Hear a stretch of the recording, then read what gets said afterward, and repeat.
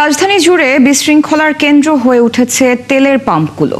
দীর্ঘ লাইনে দাঁড়িয়ে বিবাদে জড়াচ্ছেন অনেকে, কেউ কেউ ফিরছেন খালি হাতে।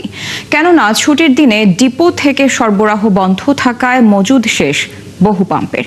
এমন অবস্থায় পরিস্থিতি সামাল দিতে মাঠে জ্বালানি মন্ত্রী। তিনি জানান, এই মুহূর্তে দাম বাড়ানোর কোনো পরিকল্পনা নেই, আর চেষ্টা চলছে বিকল্প উৎস থেকে আমদানির। রাকিব হোসেনের রিপোর্টে দেখুন বিস্তারিত। রাজধানীর বড় ফিলিং স্টেশনগুলোতে যখন তেল সরবরাহে ব্যস্ততা, তখন চারপাশে ব্যারিকেড দিয়ে ভেতরে অলস সময় পার করছেন আগারগাঁওয়ের এই পাম্পের কর্মীরা।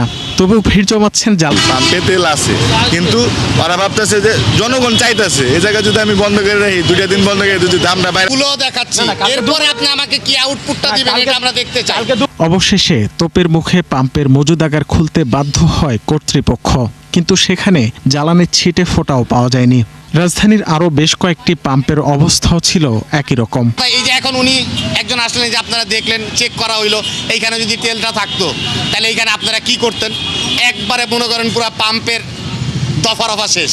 মিরপুর শুক্রবার নির্দেশনা জারি করে বিপিসি, যেখানে 5টি শর্ত সহ বেঁধে দেওয়া হয় বিক্রির সর্বোচ্চ সীমা, যা অনেক ক্ষেত্রেই যানবাহনগুলোর চাহিদার তুলনায় কম। সেই অনেক দূর থেকে ঠেল দিতে আসতেছে। আমার লাইফে কখনো এরকম লম্বা সিরিয়াল দিইনি, এই ফার্স্ট। যাদের গ্যাসের গাড়ি তাদের তো হিসাব আলাদা, আর আমাদের তো পুরাই তেলের গাড়ি, তেল তো নিতেই হবে, তেল ছাড়া তো আমরা চালাইতে পারবো না। এখন তো ম্যান্ডেটরি রিসিট দেওয়াটা, এই রিসিটটা যখন পরেরবার তেল নেবে যে পাম্পে যাবে, এই রিসিটটা রেখে দেবে, নতুন করে রিসিট দিয়ে দেবে। এদিকে মন্ত্রী উৎস থেকে আমদানির আমার মজুদ আছে, কিন্তু ওই যুদ্ধ কবে থামবে কেউ তো আমরা জানি না।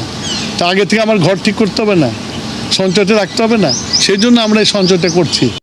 আমাদের আরও 2টা ভ্যাসেল আসছে 9 তারিখে, সুতরাং আমাদের যে শর্টেজ পড়ার কোনো সুযোগ নাই।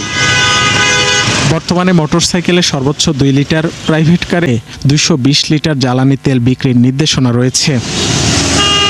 রাকিব হোসেন, 71।